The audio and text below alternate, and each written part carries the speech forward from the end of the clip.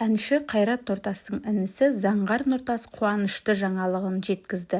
Ол Инстаграм парақшасында жақында сәбилі болатынын айтты. Бақытты отбасымыз тағы бір жүрек соғысымен толықпақ.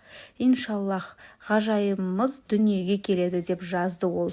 Желі қолданушылары бұл жаңалыққа қуанып, тілегін толассыз жазып жатыр. Жас отбасының жаңа кезеңі қандай өзгеріс әкелмек? Халықтың пікірінше, Индира енді нағыз Нұртастар әулетінің келіні атанбақ.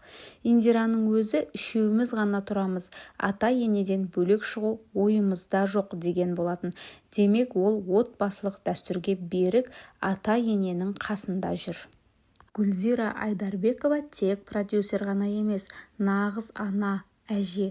Оның әрбір сөзі, әрбір әрекеті қашанда халықтың назарында.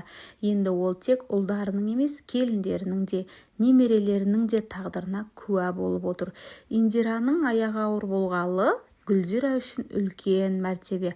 Халық арасында Гүлзира апай енді әже атанып, немересін құшағына баспақ деген әңгімелер тарап кетті. Әлеуметтік желіде түрлі пікірлер айтылуда. Бірі жас отбасына тек қуаныш тілейміз десе, екіншісі Нұртастардың отбасылық өмірі әрдайым интригаға толы дейді. Кейбірі тіпті бұл жаңалық Қайраттың жаңа әнінен де қызығырақ болып тұр деп әзілдеді. Бұл сәбидің дүниеге келуі Нұртастар әулетінің болашағына қандай өзгеріс әкелмек? Мүмкін ол да өнер жолын қуып сахнаның жарық жұлдызы болар.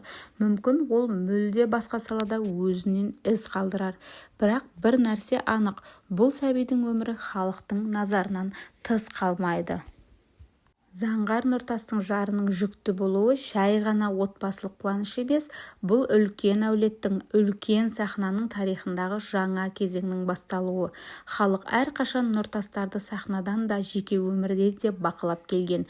Енді сол әулетте де тағы бір қуаныш, тағы бір үміт дүниеге келмек.